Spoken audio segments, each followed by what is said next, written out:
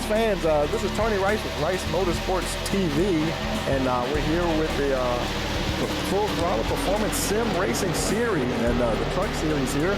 We jumped in here near the end of the season here and got a chance to see the round of 8, and now we've got the Championship 4 coming up. And I managed to get the top 4 contenders here with me tonight. Seth Warren, Gino Morrow, Patrick Gentner, and Matt Strayer. How you doing, guys? Pretty good. It's good, man.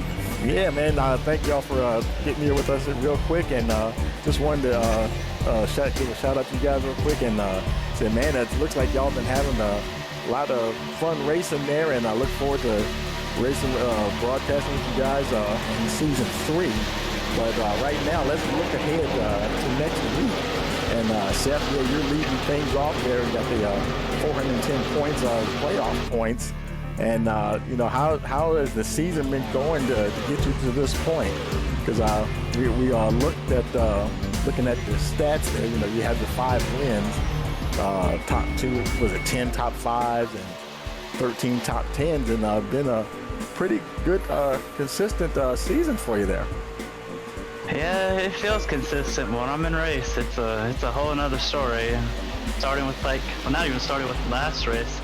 But going around Michigan, actually, I shifted in the first 3 times by mistake, coming out of pits and off the start of the race. So it feels like the races I mess up in the beginning, I end up winning somehow. 10-4, man. I tell you, I know you're probably glad you didn't blow a motor or something doing that. And but yeah, man. So I mean, these tight. Now I haven't personally driven the trucks as much lately. Been doing a lot more broadcasting and everything, but you know how each season, you know, iRacing comes out with different physics and tire models and all that kind of stuff. Has anything changed, you think, from going from, like, say, last season to this season? How does the truck seem to handle better or just different? With the iRacing consistently always changing their setups day by day or week by week, and even a tire model now, you just kind of have to adapt, but for the most part, they're getting to feel a little bit better, more like a real truck, and more kind of like the characteristics of how they are in real life. Right, okay, cool. And and obviously that's been a game with you on track, and so I know you're definitely looking forward to next week at Talladega. Of course, I guess it's not real hard on tires, but you know, it's all about that draft there and having that dance partner, and yeah, I mean, I guess you're in a good situation here, having Gino right there with you, even though, you know, he's right there, second place, and we'll talk about that here in a second, but it must feel good having a teammate right there in that Championship 4 with you. Oh yeah, most definitely. It'll feel real good until it comes down to the wire. Yeah, someone's got to win. Someone's got to go home empty-handed. Yeah, but Gino, I know you. I know you're excited to be there with your teammate and stuff, and you're in an interesting position as well, because you're tied with Patrick at 365 points. So, you know, boy, that's kind of an interesting thing to look at. Okay, do I try to do the best for myself to help my teammate, or what? I guess it just depends on what situation you find yourself in at the end of the race, huh? Oh yeah, most definitely. I mean, I'm just honestly trying to make it, because earlier in the season I did have connection issues, but I solved it, so I can stay more cleanly through racing. Here and there I blink, and I'm trying to prevent that, but it's Talladega, it's going to be fine. I'm here and there, but as long as I'm behind someone, I can push them. And, you know, throughout the season, it's been pretty good. Good struggles here and there, but I've been mostly sticking second in points consistently behind Seth. And, you know, coming up to the Championship 4, it's going to be one hell of a race, but that's going to be an interesting one, because we're almost going to have a full field. Yeah, absolutely. And, you know, very close in the stats there with the 9 top 10s, 6 top 5s, that pole position and your 3 victories. And so no big surprise that you're right there. And, you know, I noticed in the race at Michigan, Nick Pena, you know, he was the one that was blinking quite a bit at the beginning, and you were doing pretty good throughout the whole race. Towards the very end, you started having some little issues there? You know, a little bit of blinking here and there. Were you getting concerned about it?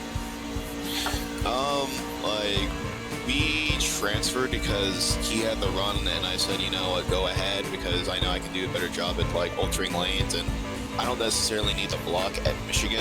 It's just that if you cut across in a certain way, you can get them tight, move them up track, all by themselves. But when he got ahead of me, it was definitely, I could see the blinks, like the stream saw. But I just kept my distance, and when I thought he was materialized, I just gave him a big push, and luckily he was materialized. Yeah. But I could not imagine if he blinked and I was like in his tank, like. Yeah, that's not exactly like being on pit road where you can kind of goes through a car. If they come back in, once they get there, they're there, aren't they? And then I guess you could have that or net code or anything happen in that situation, huh? Oh yeah, most definitely. And I knew like how much he blinks, but I mean, luckily this isn't like the worst. He's had it. Usually I'm the one blinking, and he blinks rarely, so it's only like, I guess, a run race thing. So for Talladega, we're all going to be good. Right. Okay. Cool. Yeah, man. Well, good luck to you guys, and I know y'all going to put on a great show there. And but like I said, you're tied there with Patrick there at that 365. Patrick, I know you're just chomping at the bit to get to Talladega, and you know we've seen some exciting racing there, and I just know you're ready to put your head down and get after it. Oh yeah, I'm so ready for Talladega. Anything can happen. The winner can be from anywhere, anyone, and you could either find yourself at the front getting wrecked, or you could be at the back and still get wrecked. So it's being smart, but it's all about unpredictability, and gotta expect the unexpected. 10-4, man, I tell you, and that's you know, and sometimes you'll see these races, and it seems like they just go. You kind of feel the energy start to ramp up, you know, once you get past that halfway mark. And you know, do you think that's kind of where folks, okay, you know, we've been sticking to our strategy? Do you feel that's where you start turning up the wick a little bit, and time to kind of get to the front or stay at the front or whatever we're doing? We need to get ourselves in position.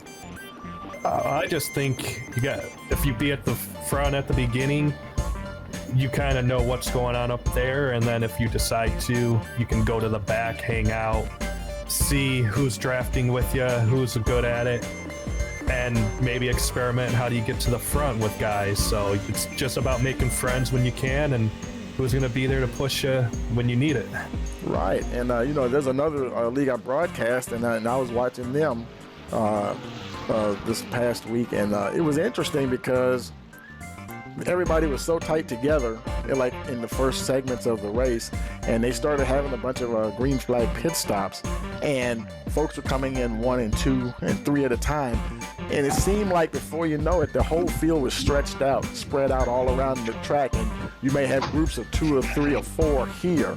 And do you think the race might go that way, or do you see a lot of guys coming in together with hopefully with green flag pit stops? Well, I just think whoever's near you, you're going to be calling out when you're going to pit, who's got what gas, and if somebody's not wanting to get caught out, maybe they follow you or they stay out another time. So it just depends on the strategy they're running and how they want to continue. Right. I tell you, that fuel can mean everything. You guys, y'all run a certain percentage on average for your league? We're 50% fuel, so we are looking at more pit stops for more racing, and it comes down to strategy, because you know what you can do, and it's how can you get to that point to have enough and not have to run out. Right, yeah. And well, I tell you, we all can't wait to see how it pans out for you, and good luck with that for sure. Well, thank you. And Matt, I tell you, man, you're in 4th in the standings there, in the championship standings, and you haven't had any wins this season. Did have that pole position with 3 top 5s and 6 top 10s, but I guess just a lot of consistency has gotten you up here into this final dance here with these three other guys here. Yeah, you know, I want to give a shout out to the admins here, Robbie, Shane, Charles, and Patrick. They put on a good show for us every night, and you know, it's unbelievable racing here, especially with Seth and Gino and Patrick. You know, we're in the top 4, and it's going to be an interesting race here at Talladega. You know, anybody can win it, and man, it's just going to be tough. Yeah, absolutely, and of course you have all the other guys out there who, you know, they may not be vying for the championship, but you know they came to race, and going to have to deal with all of them as well. And good luck to all of you, and hopefully things will work out. You know, I kind of suspect, you know, we'll see you guys up there at the front. That's what got you to this point in the first place. So there's no reason not to think that you won't be up there for this championship battle here. So thanks for taking the time to stop out. I know y'all got a practice session to get to, and just wish y'all good luck once again, and we'll see you next week. See you next week. Appreciate it. Yep, appreciate it.